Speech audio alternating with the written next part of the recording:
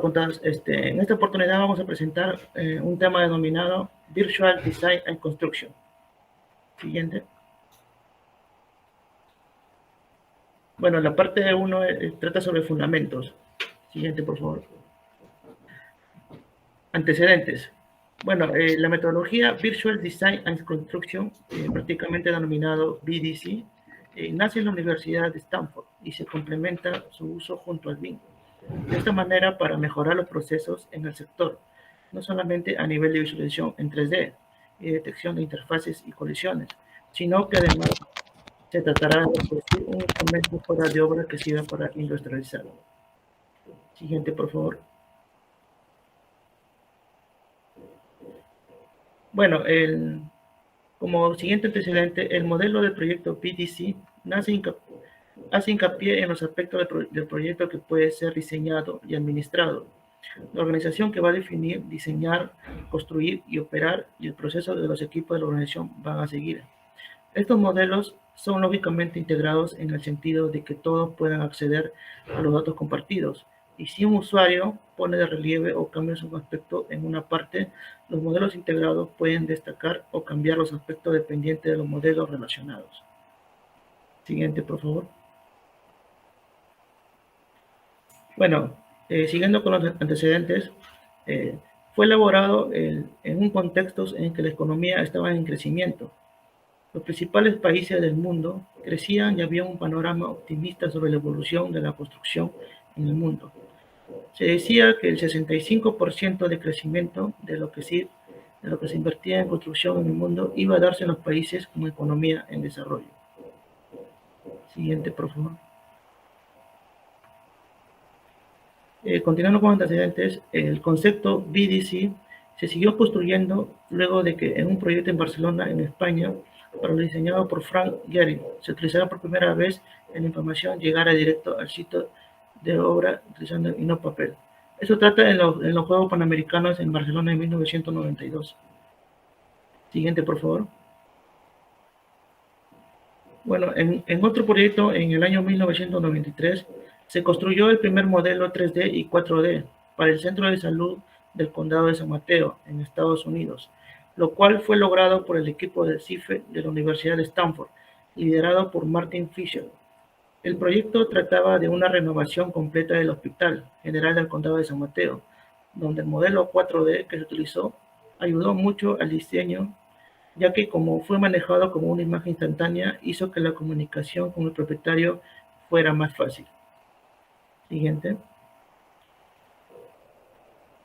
Bueno, continuando con antecedentes, por otra parte, según Fisher, en 2019, el VDC surgió cuando tras una serie de experiencias y reflexiones de Martin Fisher, uno de los creadores, era parte del rediseño del puente Hastings Bezarrano, en la localidad de Rhode Island, en Estados Unidos, para la compañía BSL, dedicada al rubro de subcontrata e ingeniería de postensados. Siguiente, por favor. Por otra parte, Kuhn y Fisher en 2020, en su artículo científico Diseño y Construcción Virtual, especifica que el VDC es el uso de modelos de desempeño multidisciplinario integrado de proyectos de diseño y construcción para respaldar objetivos comerciales explícitos y públicos. Siguiente. Bueno, como fundamento acerca de los conceptos BIM, bueno, las siglas BIM tienen muchas definiciones, dependiendo del sector, empresa o incluso persona a la que le pregunten, pero una de las más comunes es la siguiente. En inglés, Building Information Modeling, o modelado de la información en la construcción, que corresponde a building. Con building nos referimos a un edificio, sino al verbo o acción de construir, ampliando de esta manera el concepto de BIM a todo el sector de la construcción, incluida la ingeniería civil y no limitándose a la edificación. Information o información. Parte central de la metodología. Se refiere a la manera de gestionar la información a lo largo de la vida útil de un proyecto para mejorar su eficiencia y efectividad. No tendrá como principal protagonista la información que se crea, comparte y se utiliza. El modeling o modelado, inicialmente la metodología BIM estaba asociada principalmente al modelado virtual en 3 dimensiones de una infraestructura o edificio, que permitía desde una fase anterior a la construcción del mismo. Siguiente.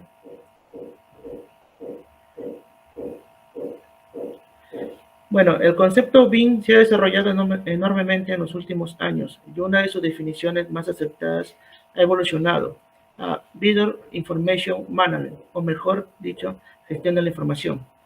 Como Builder, pasamos al término de Building, construir o mejora más eficiente. Enfatizamos de esta manera la importancia de los procesos que nos permita la gestión de información de una forma mejor o más eficiente. Information. El mantener la misma palabra no es casualidad. Define la importancia de la información en el proceso de construcción, siendo una parte central en la correcta ejecución del mismo. Management. Pasamos del modelado a la gestión, siendo el modelado una parte importante del proceso.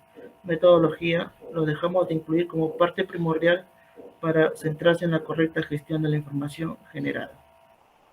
Siguiente.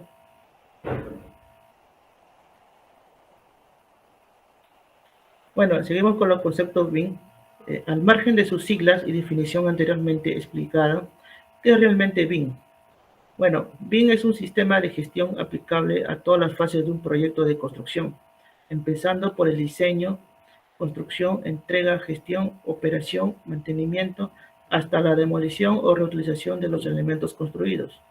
La metodología BIM es factible e incluye tecnología, pero no es una tecnología o un software o aplicación en particular. Mediante BIM podremos conseguir no solo generar la información necesaria y asociarla a nuestros modelos virtuales o modelos BIM, sino que también podremos compartir esta información para su correcta coordinación y uso durante toda la fase del proyecto. Siguiente. Bueno, seguimos con el concepto BIM. Que tiene algunas mejoras que aportan la metodología BIM, como es el ahorro de tiempo en diseño, la facilidad en toma de decisiones y actualización de cambios, el ahorro de tiempo en generación de planos, obtención inmediata de información del proyecto, la detección de errores constructivos en fase de diseño, la planificación del proceso constructivo y la creación de renders e imágenes realistas. Siguiente, por favor. Bueno, pasamos a otro fundamento de lo que es el level of detail, o mejor dicho, nivel de detalles. El nivel de detalle nos muestra el nivel de complejidad de la representación. Solo hace referencia al grado de desarrollo del modelo 3D, la cantidad de detalle que aporta el modelo según la fase de diseño en la que se encuentre el proyecto. Siguiente, por favor.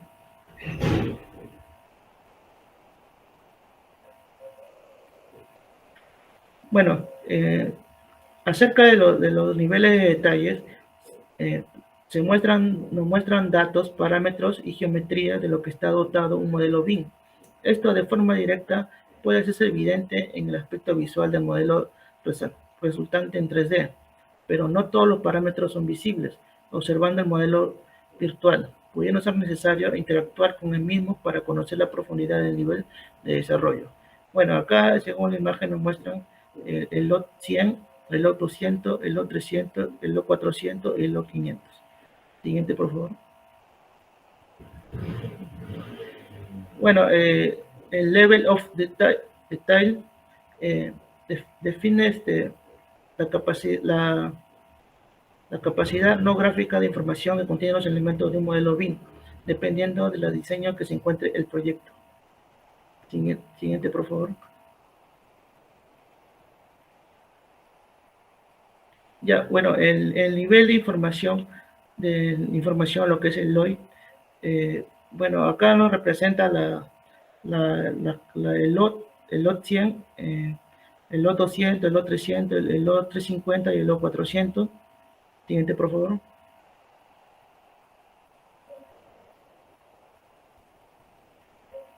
Bueno, el Level of Information, el LOI, comunicador, conocemos que el punto de desarrollo madurez de la información en que tiene cada elemento del modelo. Es decir, mide cuánta información hay y de qué calidad. El LOI nos aporta el nivel de datos, parámetros y geometría de un modelo BIM.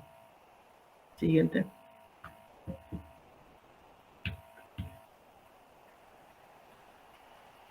Bueno, va a continuar mi compañero.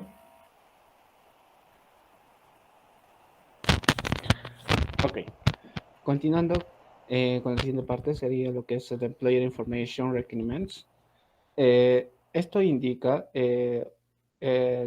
tal vez llamado también como el AER, define la información que los empleadores requieren de sus equipos internos y proveedores para desarrollar el proyecto y utilizar los activos construidos. Esto principalmente sería una respuesta más para las necesidades de una licitación. Ahora, también el AER proporciona ambas partes, tanto al equipo de construcción, que sería, o como los contratistas, ¿no? O bien una constructora, y al cliente. Lo que proporciona a estos dos partes es la información suficiente para responder a una licitación o para saber cómo es que el constructor planea cumplir con los plazos del proyecto y cómo es que lo va a hacer. También los requisitos de información del empleador también desempeñan un papel normativo al garantizar que la información se proporcione y esté disponible para todas las partes pertinentes, ¿no? Por lo cual, estas tienen tres partes. Siguiente, por favor.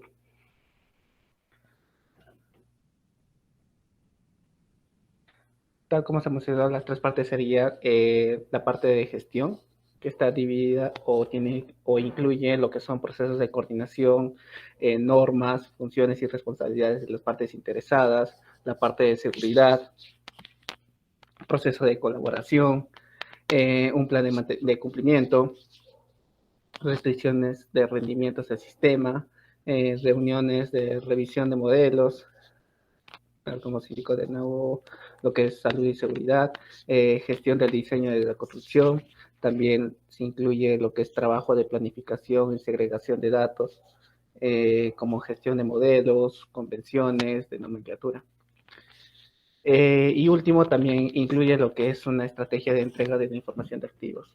Ahora, en la parte comercial, podemos ver que se encuentra lo que es un cronograma de entrega de datos. Estos son datos extraídos del modelo de información de construcción que se está desarrollando y se envía al cliente en etapas clave. También incluye en la sección comercial el propósito estratégico del cliente, o sea, qué es lo que realmente quiere. También entregables de proyectos bien definidos y evaluación de competencias específicas de BIM. Y en la tercera parte, que es la técnica, encontramos lo que son las plataformas de software, en la cual podemos hallar ahí lo que es el Common Data Environment, que ya vamos a hablar de acá un momento. También tenemos lo que son los formatos de intercambio de datos, nivel de detalle y también los requisitos de información. Siguiente. Bueno, se va a hablar también de lo que es el BIM Execution Plan. Hay una gran controversia en la parte del AR y el BIM, en la cual hay una gran confusión, ¿no? Porque el AR sirve para identificar las necesidades y los requisitos de la información requeridos por el cliente. Y el BIM sirve para indicar cómo es que se pretende responder o cómo es que se va a ejecutar las necesidades expresadas por el AR. O sea, son bastante complementarios y relacionados. Cada uno trabaja, ¿no? Bueno, el BIM trabaja con el AR. Por lo tal, el BIP realmente es conocido porque es el plan de ejecución para llevar el proyecto BIM. Y es el documento que deberá contener toda la documentación imprescindible del mismo, desde su principio hasta su fin, así como agentes implicados, es decir, que podría incluir, ¿no?, la parte de plan de construcción, estrategias, plan de diseño, enfoque de ejecución, planeación de recursos, controles de proyectos, identificación y mitigación de riesgos, alcances, estados de emisión, puesta en marcha y validación del plan. Y esa parte.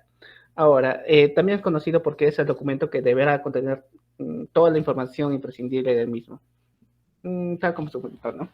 Y sí, sería una respuesta directa a los requisitos de la información del empleador.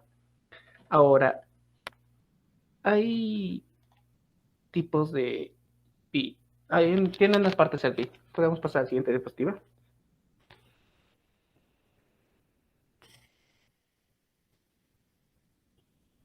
Ok.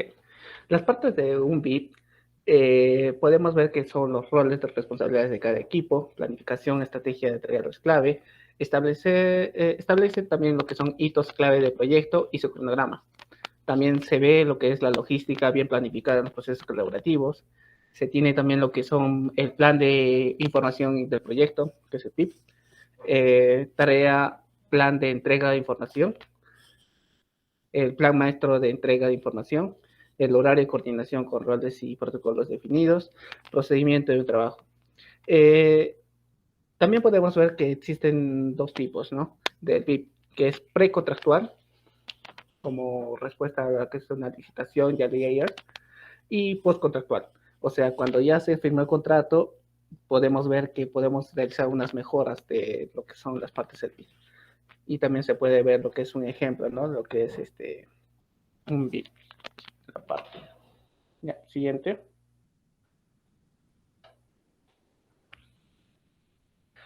Ok. Como otra parte tenemos lo que es el Common Data Environment, que sería un entorno común de datos. Realmente esto es un entorno, es un área de colaboración digital, habitualmente en la nube, donde se almacena toda la información del proyecto de manera segura, a la que tiene acceso todos los miembros del equipo para hacer revisiones o modificaciones según su rol. Y su uso mejora la seguridad y reduce el riesgo de duplicidad de información y la falta de comunicación.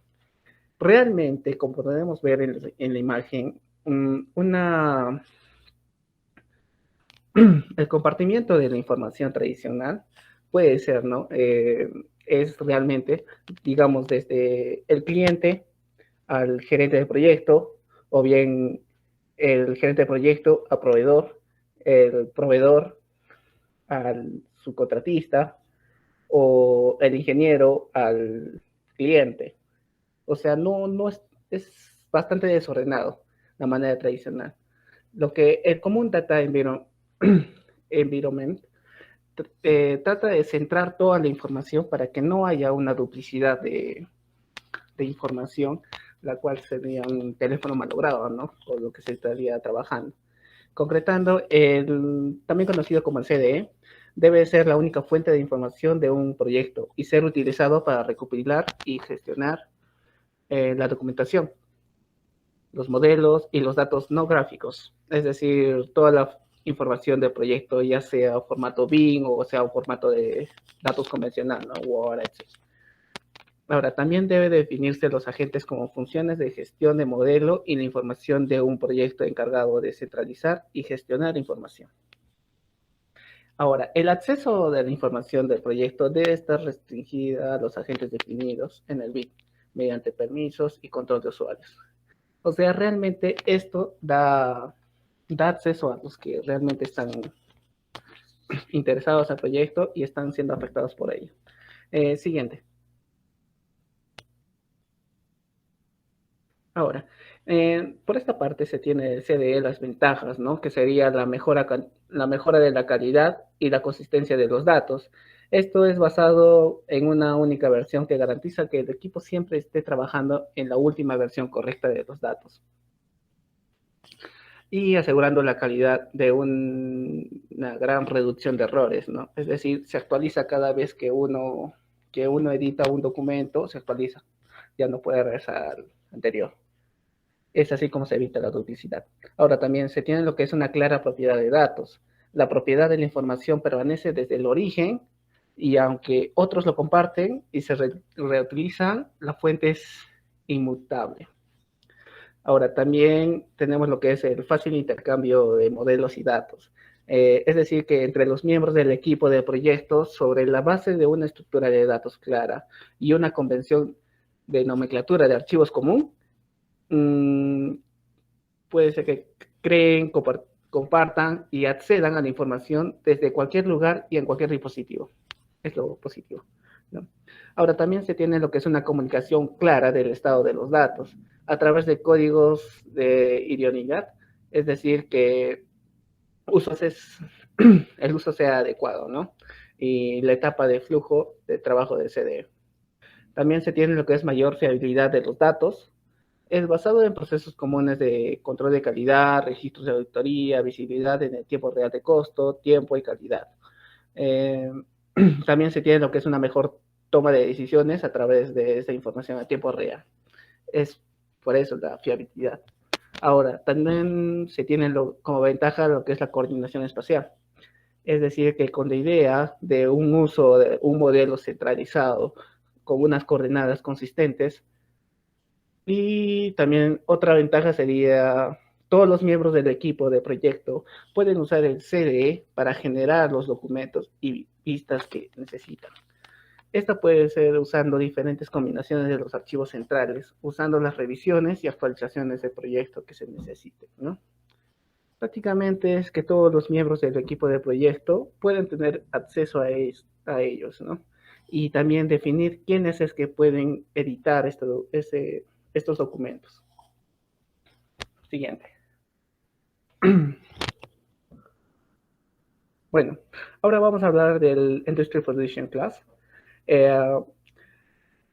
Esto, para dar un resumen, este es un formato de datos diseñado para permitir el intercambio de patrones de información sin perder o distorsionar los datos que contienen. Un ejemplo sería, digamos, si es que nosotros, cualquiera que trabaja, ¿no?, con los documentos para imprimir o guardar algún archivo y no queremos que se edite o tenga alguna distorsión, digamos, si tú guardas en Word, se distorsionan los espacios o bien se aumentan las páginas. ¿Y en qué formato normalmente exportamos o guardamos? Lo que es el PDF. El PDF, digo, el IFC sería el PDF en cuanto a lo que es el modelado BIM, ¿no? Porque sería el formato que no se podría distorsionar los datos, con los datos. Ahora, los datos utilizados durante todo el ciclo de vida de un edificio permanecen almacenados. También este formato puede usarse nuevamente para múltiples propósitos, ¿no? Sin necesidad de subirlos según las veces. Ahora, el objetivo principal, como se indicó, del IFC es el de facilitar la interoperabilidad dentro del sector de construcción y se utiliza en proyectos basados en BIM. Y la mejor opción para trabajar con formatos de archivos estandarizados sería necesaria para propietarios y proyectos en un futuro cercano, ¿no? Ahora, tal como se indicó, del IFC contiene toda la información de un proyecto, tanto los datos geométricos como los datos no geométricos. Por ejemplo, si una puerta se clasifica en el dominio del edificio y el sistema como una puerta, la ventana contiene atributos y propiedades de mantenimiento, tamaño y modelo. Siguiente, por favor.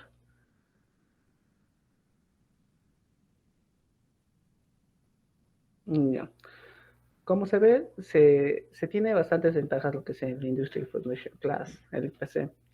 Estas dan soporte y fomentan la interoperabilidad entre los distintos agentes que intervienen. También ayuda a satisfacer la necesidad de los formatos de archivos neutros. También facilita lo que es el intercambio de información sobre estructuras, elementos y objetos en BIM. Otra ventaja es de que vincula con facilidad información alfanumérica, es decir, propiedades, clasificación, cantidades. También agiliza el trabajo de toda la información del objeto constructivo, es definida y única vez, ¿no?, aportando consistencia a la información compartida del proyecto. También se unifica el lenguaje de los diferentes elementos de un proyecto, favoreciendo la detección de posibles errores o class detection, ¿no? Y gracias al BCF, que es el BIM Collaboration Format, permite añadir textos o screenshots sobre las irregularidades que han sido identificadas para devolver los archivos a sus creadores o al formato inicial. Tal como vemos en la imagen, es de que tanto como el Revit, tanto como el AutoCAD, tanto como el Archicad, Navisworks o todo lo que es software que es utilizado en tanto a BIM, puede estar en un solo formato para no perder los datos, no tanto los geométricos y no geométricos, no tanto los datos. Siguiente.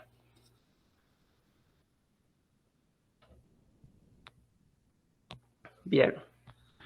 En relación al BIM y al BDC, el BDC se enfoca en planificar el enfoque para entregar mejor los proyectos de construcción, incluida la planificación, los costos y la gestión de riesgos.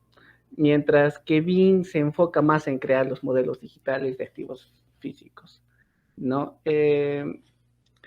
Realmente, el sistema BIM busca automatizar la actualización de mayor parte de elementos del proyecto basándose en vinculaciones entre ellos. La relación entre el BDC y el BIM es de que el BIM es parte del BDC, tanto como la parte física, ¿no? O sea, claro, como la parte física, realmente sería esa parte.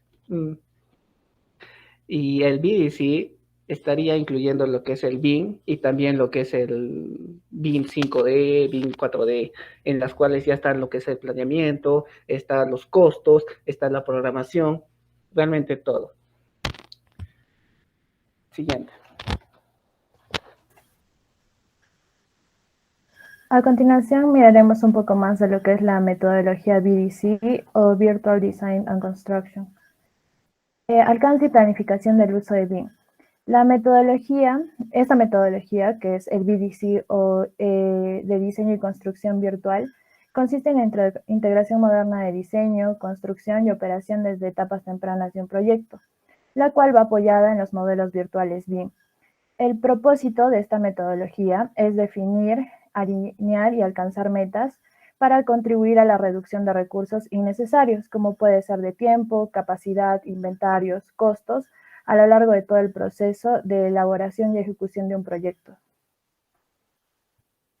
Sobre el mapeo de procesos, podemos decir que además de la herramienta fundamental que es el BIM, el BDC se apoya en la gestión de los procesos de producción o en el Project Production Management, que es el PPM, y hace un seguimiento detallado de la información virtual y las métricas que se generan en ambos, tanto en BIM como el PPM. Y esto confluye en la toma de decisiones que se dan en sesiones denominadas ICE, que significa Integrated Concurrent Engineering, que es un gran catalizador de esta metodología BDC. Este mapeo de procesos se da a través también de métodos, entre ellos tenemos el método de modelado de ingeniería, que abarca lo que es un producto, la organización y el proceso de este. Tenemos el métodos de análisis y diseño basado en modelos, que se concentran en las cantidades, cronogramas, costos, riesgos de proceso, todo esto con herramientas de modelamiento de información en construcción conocidas como BIM. Tenemos los métodos de visualización de la información, métricas de negocios y un enfoque en la gestión estratégica, y finalmente el análisis del impacto económico, que abarca lo que son los modelos del costo y del valor de las inversiones de capital. También podemos decir que esta metodología trae una serie de beneficios para todo el proceso constructivo de los proyectos, tanto en la forma virtual como en la forma física. Primero, produce una mejora considerable del trabajo colaborativo entre los distintos agentes que intervienen en el proyecto, como ya mencionamos que son las sesiones ICE. Y como resultado de esta también tenemos una disminución de los tiempos, costos, y podemos así reducir las incompatibilidades en el diseño del análisis, que es el primer paso, y nos permite proporcionar información más detallada para tomar mejores decisiones ante posibles imprevistos. Definición del LOD. Como ya vimos anteriormente, LOD viene de las siglas en inglés Level of Development, que nos da un indicador en que nos dicen qué nivel de desarrollo que tiene cada caso o se va a ejecutar el modelo BIM, ya sea de una edificación o una infraestructura. El LOD va en 5 niveles. El LOD 100 empieza en un nivel de un aspecto de diseño conceptual que viene en una equivalencia de un 20% de la cantidad de la información posible del proyecto. El LOT 200 ya tiene un nivel básico que incluye información dimensional parametrizada y viene a equivaler un 40% de la cantidad de información total posible. El LOT 300, este nivel ya incluye funciones determinadas, además de sus dimensiones geométricas, y corresponde a un 60% de la cantidad de información total posible. El LOT 400, este nivel 400 ya incluye los elementos que cuentan con la información de un LOT 300 más los parámetros de un modelo concreto, fabricante, coste, etc. Y contempla ya un nivel de proyecto de contratación o construcción equivaliendo a un 80% de información total posible. Y finalmente tenemos el LOT 500, que se le conoce como un nivel ya de as-built, que es para construcción. Es un modelo que ya es muy similar a una réplica de gran fidelidad a la edificación ya construida. Este nivel se entiende que contiene el 100% de la información total posible.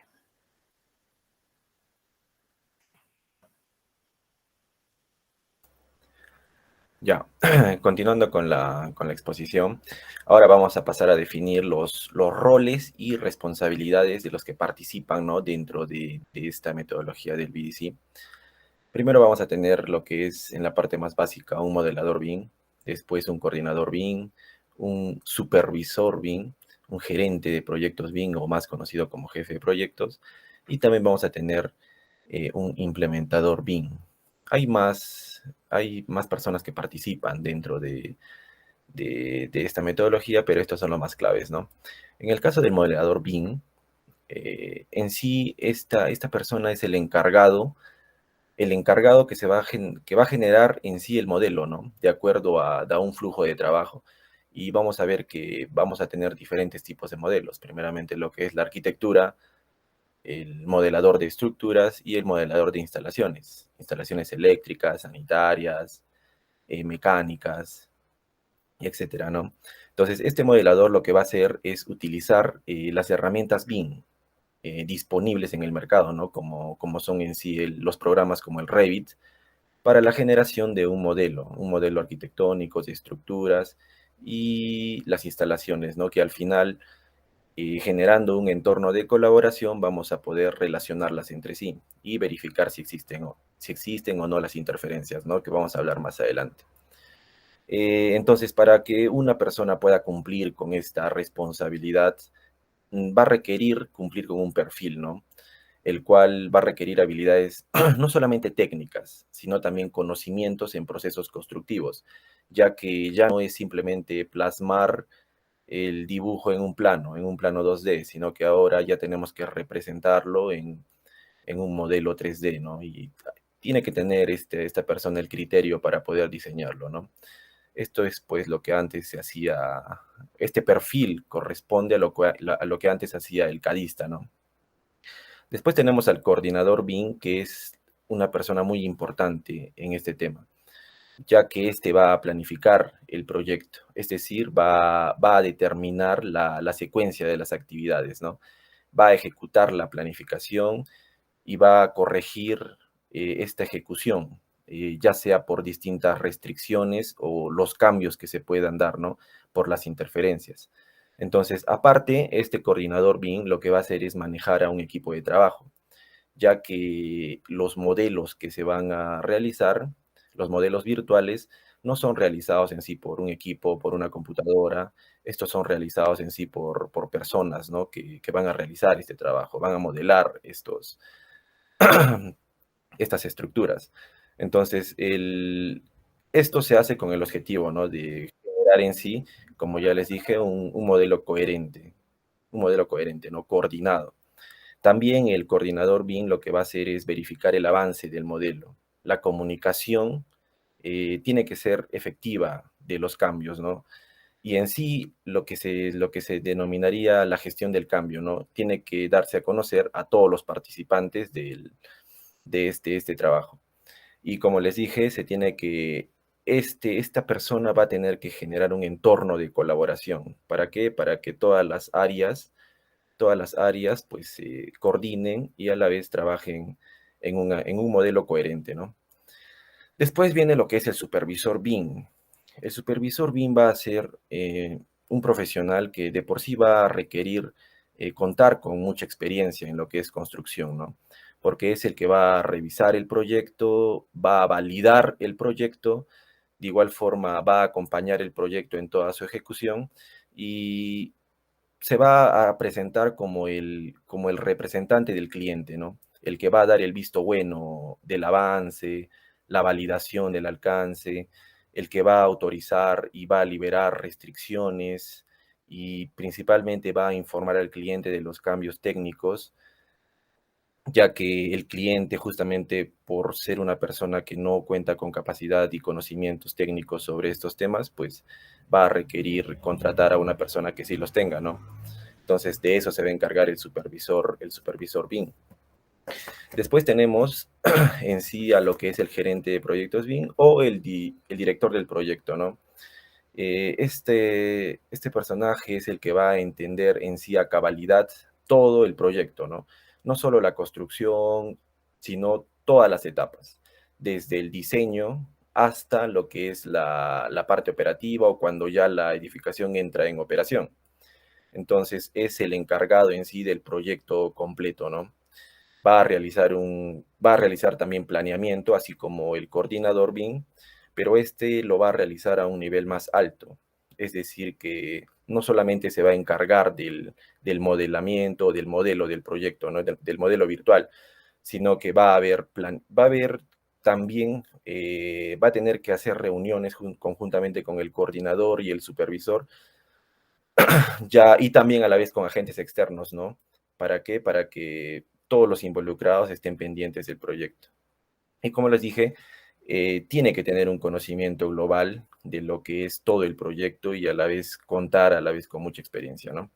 Y al final tenemos al implementador BIM, o más conocido como líder BIM, ¿no?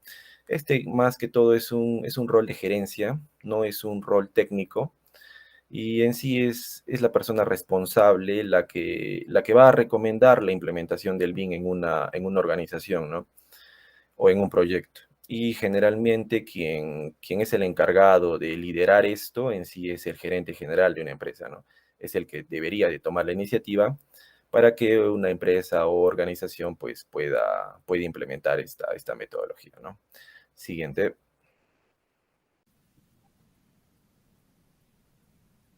Listo. Continuando con la exposición, un rol importante, uno de los roles más importantes es la que va a tener el coordinador de proyectos BIM. Este, a la vez que va a recibir la información de los modeladores, bueno, el modelo de arquitectura, el modelo de estructuras y el modelo de instalaciones, lo que va a hacer es agruparlo y generar un entorno de colaboración y va a generar un modelo federado, ¿no? Lo que vamos a hacer aquí es, o sea, prácticamente correr el software y se van a generar interferencias, ¿no? Interferencias, errores, consultas, problemas. Entonces, lo que aquí el coordinador de proyectos lo que va a hacer es generar reuniones, ¿no? O sesiones ICE, como más frecuentemente se conocen. Entonces, esta reunión lo que va a hacer es que con la presencia de especialistas, capataces, supervisores y los mismos modeladores en sí y los especialistas de cada área, lo que van a hacer es definir soluciones en estas reuniones, ¿no? Que se van a generar con anticipación y ellos ya van a estar, bueno, ya van a tener de conocimiento los errores que existen en el proyecto. Entonces, se van a reunir en esta sesión y van a liberar estas restricciones, ¿no? Para al final tener un resultado de planos coordinados, metrados más exactos y en sí un presupuesto más exacto, ¿no? Porque con estos errores a veces lo que se hace es generar un sobrecosto, un sobremetrado que va a hacer que nuestro presupuesto pues no esté cercano a la realidad. Entonces, a través de estas reuniones ICE, lo que vamos a hacer es liberar estas restricciones. Y esto se va a dar a través de un flujo de trabajo, ¿no? Como ya lo mencioné, primero se van a subir los modelos que se van a generar. Y al final vamos a integrar estos mismos, se va a generar un reporte. Este reporte va a consistir en los errores, en las interferencias. Se va a generar una sesión ICE y una vez que termine esas sesiones y se resuelvan los problemas, pues se va a actualizar, ¿no? Y así vamos a tener los resultados óptimos. Siguiente.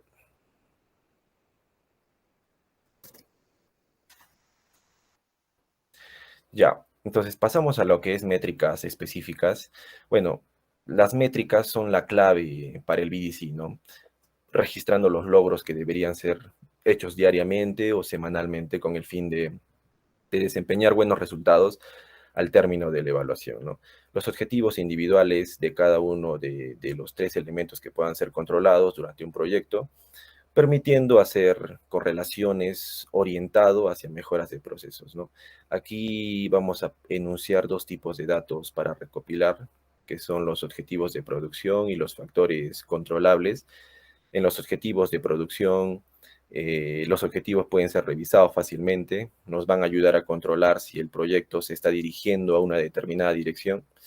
La persona responsable de implementar el BDC en una compañía puede definir sus propios tipos de métricas, ¿no? En este caso, por ejemplo, podemos citar a lo que es las revisiones semanales del número de conflictos resueltos entre las disciplinas de una sesión ICE o el número mensual de versiones del modelo, ¿no?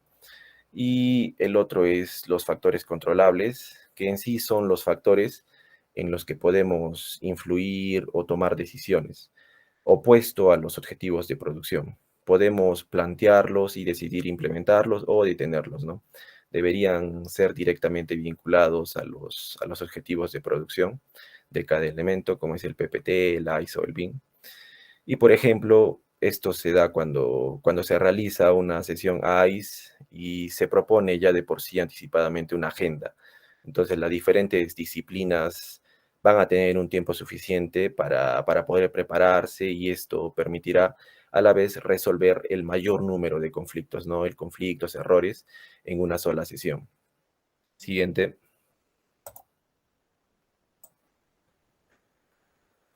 Bueno, entre las métricas más utilizadas en BDC vamos a encontrar 6, ¿no? Los números de RFIs, los tiempos de respuesta que se le da a los RFIs, los números de órdenes de cambio, los números de sesiones ICE que se realizan, el ISP, que son los informes semanales de productividad, y la PPC, ¿no? Que es el porcentaje de plan cumplido. Entonces, en cuanto al número de RFIs, la cantidad de RFI registrados, al final esto se registra, ¿no? En un documento log, se registra toda condición, variación o quizás alguna aclaración encontrada, ¿no? En el modelo. La cantidad de RFIs que se detectan en etapas tempranas del proyecto van a permitir medir la eficacia de la implementación del BDC, ¿no? Y a la vez van a representar un valor significativo para lo que es el proyecto. El tiempo de respuesta de los RFIs, bueno, se registra el tiempo desde que se indicó la consulta o se verificó que existe el error y se hace la consulta, ¿no? Hasta el día que retorna al equipo de producción del proyecto. La metodología BDC busca reducir al máximo este tiempo, ¿no? Este tiempo de respuesta de lo que es el RFIs, más que todo en la etapa de ejecución. Pues el modelo virtual y sesiones ICE cumplen un rol importante. Bueno, van a cumplir un rol importante en la reducción de estas, ¿no? El tiempo de respuesta de los RFIs detectados en etapas de construcción del proyecto van a poder medir la eficacia de la implementación en sí del BDC. El número de órdenes de cambio. El informe de órdenes de cambio lo que va a hacer es permitir identificar cuánto retraso y sobrecosto genera dicho cambio causado por constantes cambios en el proyecto o indefiniciones, ¿no?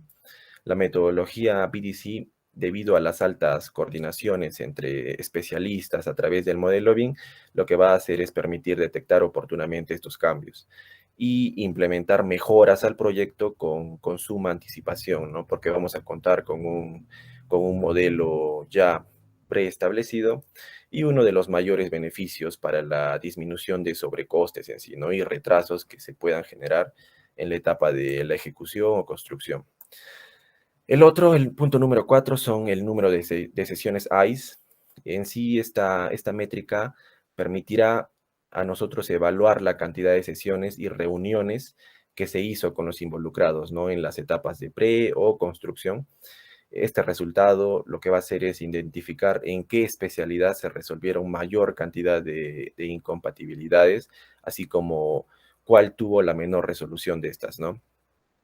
El quinto es el informe semanal de productividad, el cual es un informe que mide la productividad con la que se está ejecutando las partidas más incidentes, ¿no? Esta métrica lo que va a hacer es permitir identificar cuántos recursos estamos utilizando por cada unidad de avance. En sí, llevar un buen control a través de un informe semanal de productividad, lo que va a ser, bueno, puede ser un buen indicador, ¿no? Que permita analizar si durante la etapa de construcción el proyecto está bien encaminado o no a sus objetivos, ¿no? Y por último es el porcentaje de plan cumplido. Este indicador va a analizar lo que es la fiabilidad de la programación. No pretende medir solo el avance, sino lo que es la efectividad en lo que es la programación y cuáles son las actividades a las cuales se les tiene que prestar más atención, ¿no? Las que están en la ruta crítica. Se obtiene a través del número total de actividades programadas y ejecutadas entre el número total de actividades programadas expresado en porcentaje. Siguiente. Como ejemplo, vamos a ver una de las métricas que es en cuanto al procesamiento de los RFIs. En este caso vamos a ver el flujograma que se da en un sistema tradicional, bueno, el procesamiento de un RFI en un sistema tradicional y otro ya utilizando la metodología BDC, ¿no? Cuando utilizamos un sistema tradicional, bueno, la consulta inicia con la identificación de una de las incompatibilidades, ¿no? O interferencias. Esto posteriormente se va a emitir a través de un formato bueno, es propio de cada empresa constructora y el área especialista revisa la consulta y procede a registrarla en un formato, ¿no? Que es el log de RFIs.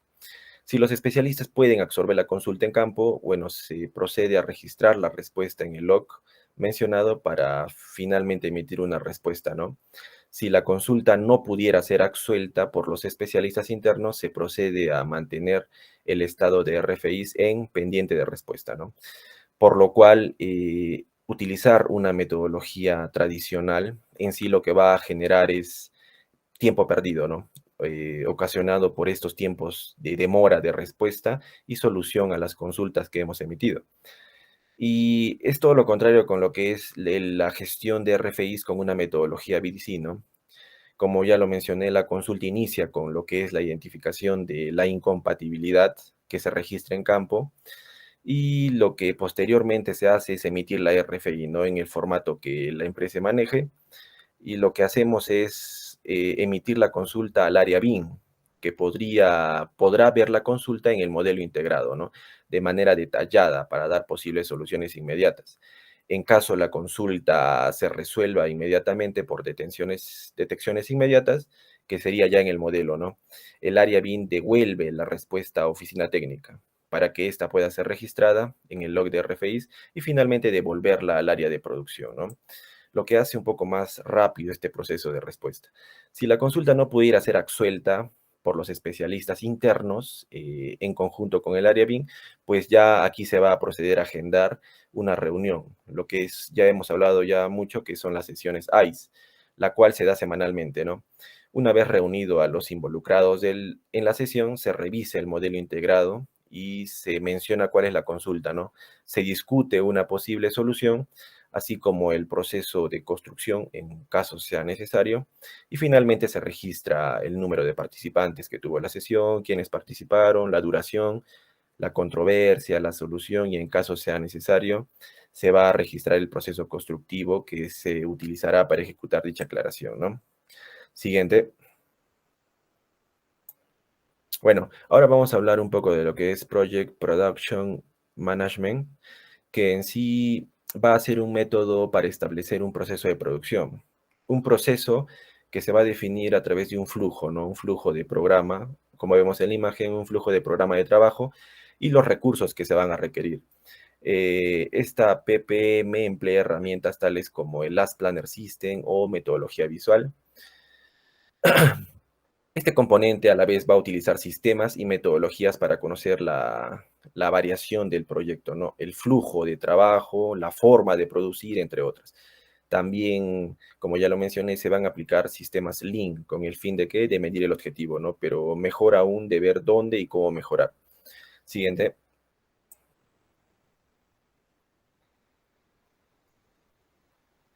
Y vamos a hablar un poco también de lo que son las sesiones ICE, que en sí es Integrate Concurrent Engineering.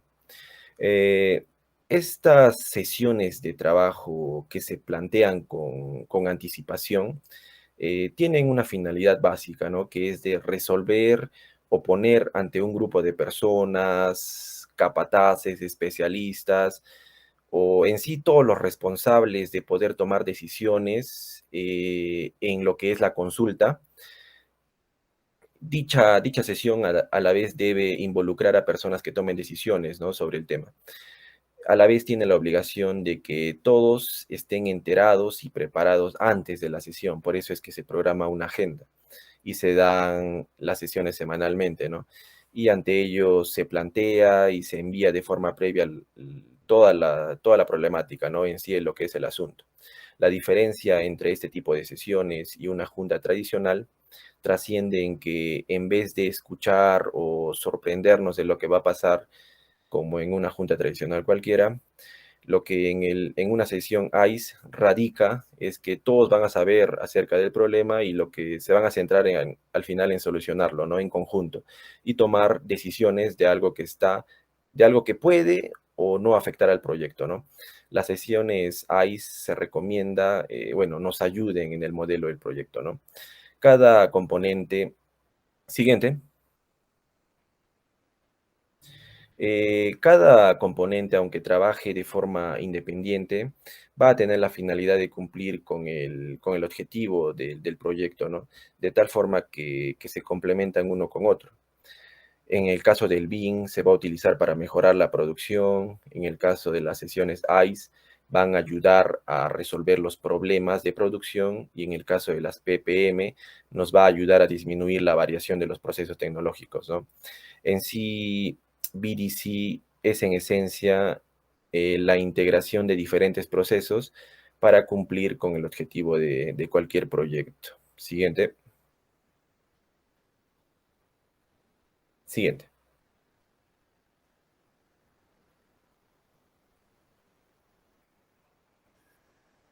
A continuación veremos talleres, casos de aplicación de lo que es la metodología BDC.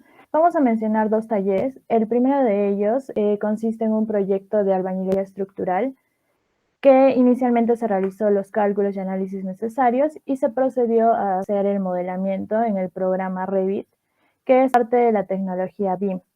Como podemos ver en las imágenes, este proyecto es una vivienda unifamiliar de 3 niveles que tiene acceso a una azotea. Se hace el modelamiento también de las escaleras y podemos ver desde diferentes perspectivas cómo es el modelamiento de la casa, desde las cimentaciones hasta el resto de la especialidad de estructuras, básicamente. Una vez que tenemos el proyecto completo en Revit, el modelado, debido a que nos encontramos en una plataforma BIM, que todo está relacionado, nosotros podemos exportarlo a la plataforma de Navisworks, que es la que se presenta a continuación. Y en esta plataforma, más allá de hacer ya el modelamiento y verlo solamente en 3D, ya podemos hacer otro tipo de análisis, como el que hemos mencionado, que es ya una planificación, un timeliner, podemos ver también los RFIs y las interferencias del proyecto. Entonces, se hizo un timeliner para este proyecto en el cual se realizó un procedimiento básico de cómo sería la ejecución de la estructura. Se puede hacer esto por sectores, por niveles, dependiendo de cómo uno lo quiera focalizar, o también por elementos estructurales. Entonces, a continuación presentamos como parte del video, donde se muestra este proceso de ejecución de la parte estructural del proyecto, basado en lo que es la albañilería estructural. Tenemos la parte de las cimentaciones, el primer nivel, los muros de albañilería, las escaleras, el segundo nivel. Es un modelo básico donde se puede observar cómo es que se puede hacer esta programación, que es bastante sencilla en el timeliner del Naviswork. Y además esta herramienta no solamente nos permite hacer esta programación en Naviswork, sino que podemos exportarla a otros programas como el Project. Para este proyecto se utiliza la metodología BDC porque también se aplica lo que son las sesiones ICE, que son los Integrated Concurrent Engineering, donde se puede ver a los especialistas de diferentes áreas reunidos con una agenda semanal y donde se levantan las observaciones que se van teniendo. Este proyecto se hizo en el 2020-21 y por tema de pandemia se utilizó también las plataformas de Google Meet para este tipo de sesiones. El segundo taller y caso que se va a presentar consiste de también unos departamentos multifamiliares de 4 niveles. También se inició haciendo el modelamiento en la plataforma Revit por áreas o por especialidades. La primera de ellas fue cimentaciones, como la que podemos ver. La segunda se hizo solamente el modelamiento de estructuras y en otro archivo se hizo el modelamiento de arquitectura. Y una vez que se tuvo las diferentes especialidades, se pudo unirlas en el programa de Naviswork y se tiene el proyecto completo, como podemos observar. Y no solamente hablamos de estructuras, arquitectura y cimentaciones, sino también que se le podría añadir lo que son instalaciones sanitarias y eléctricas, además de lo que es el nivel de terreno, el nivel topográfico y las calles aledañas. Como mencionaba, el programa de Naviswork ya no solamente es una visión en 3D, sino que nos permite ver las incompatibilidades y conflictos al momento del diseño y nos manda un informe de conflictos el mismo programa. Y nosotros podemos colocarle hasta el nivel de tolerancia que queremos. Por ejemplo, este informe tenemos una tolerancia de 1 milímetro, el cual es bastante corto y ha conseguido 77 conflictos. Se presentan los 3 primeros. Nos manda una imagen que está marcada con color, inclusive el elemento que tiene conflicto. Tenemos los puntos de conflicto, las coordenadas y el número de cada uno de ellos para poder identificarlo más fácilmente. Acá tenemos otros conflictos que también se marcan de diferentes colores. En el último conflicto, en el 77, podemos observar que las escaleras se están cruzando con lo que es un muro. Y este es un tema también, un error de modelamiento, básicamente. Podemos ver sus coordenadas y el ID del elemento para poderlo ubicar, sea de la especialidad que se necesite, sea sanitaria, sea arquitectura o estructuras. Una vez que tenemos esta lista de incompatibilidades o interferencias, nosotros podemos realizar los RFIs, que no solamente es mencionar estos problemas, sino ya dar una solución o una posible respuesta mediante las reuniones o sesiones. Es por eso que en este RFI se presenta otra incompatibilidad, que es el cruce de una losa con un muro de albañilería que está en color rojo. Y lo bueno de este programa es que lo hace bastante dinámico y bastante sencillo de poder comprender y entenderlo para las diferentes áreas. Y en respuesta se da que se debe ajustar las dimensiones verticales de muros de albañilería para eliminar estos conflictos, tanto para estructuras como para la albañilería, además de que constructivamente no es correcto. Como mencioné también, el Naviswork nos permite hacer un timeliner del proyecto en ejecución, ya sea por sectores, por bloques o elementos estructurales. Y una vez que lo tenemos en el Naviswork, nos permite exportarlo a otras herramientas, como lo que es el Project, para una planificación y una programación de obra más detallada y más específica.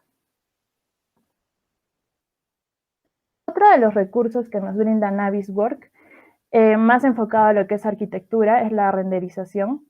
Tiene un buen nivel de detalles, de acabados, tiene materiales bastante detallados, con diferentes características.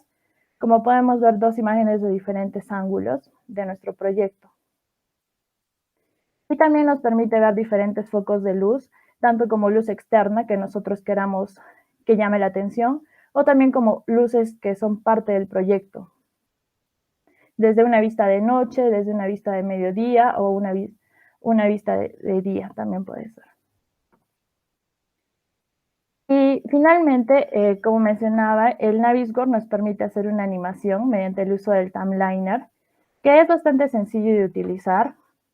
Podemos crear diferentes escenas y ángulos de cámara según queramos enfocar o mostrar nuestro proyecto, y no solamente mostrar los elementos de la misma edificación, sino también podemos utilizar o añadir elementos como lo que son cargadores frontales, todo tipo de maquinaria, podemos utilizar mixers, grúas, que esto lo hace más dinámico y más real.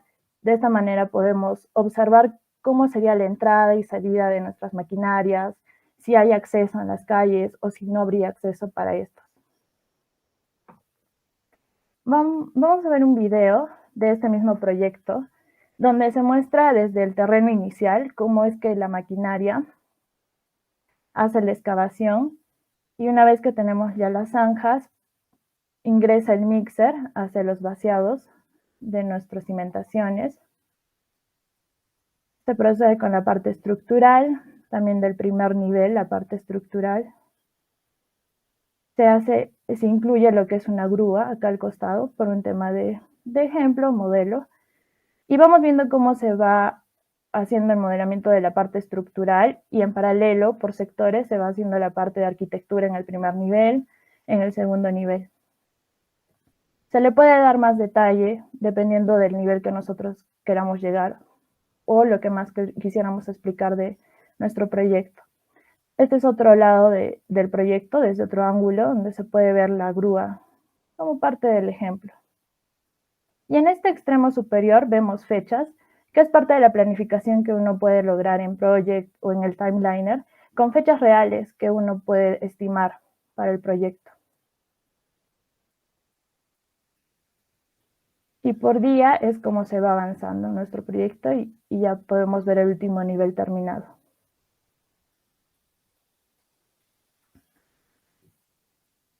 Eso sería todo sobre los talleres.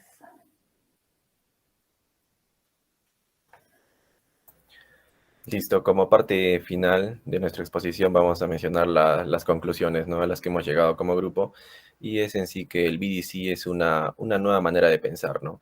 Un método con un enfoque innovador de dirigir un proyecto, gestionar información y organizar personas, y a la vez sus métodos de trabajo, ¿no?